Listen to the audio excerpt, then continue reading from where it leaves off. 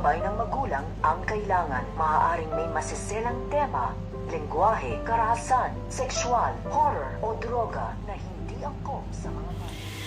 So guys, magpapadala nga ng mga doktor dito nga sa Japan kung saan ay napili nga isa itong si Lindon at itong si Annalyn. So balit nagulat nga itong si Doc Carlos at sinabi nga niya dito na sigurado na siya na pipirmahan na ang kay Lindon. So balit ang kay Annalyn ay nais muna niya makausap ito.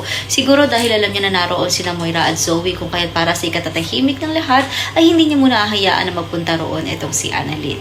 Habang ito namang si Giselle, kinakausap nga niya si Justin dahil pabalik na nga ito sa US at sinabi nga nito na kinakailangan niyang bumalik dahil may importante siyang job interview doon at nakiusap naman si Giselle na doon na lamang sa Apex Hospital nga ito magtrabaho at willing naman daw siyang kuhanin nito. So balit papayag nga ba si Justin at mabibigyan niya ng pagkakataon ng kanyang ina. So yan ang dapat nating abangan dito nga lang sa Abot Kamay na Pangarap.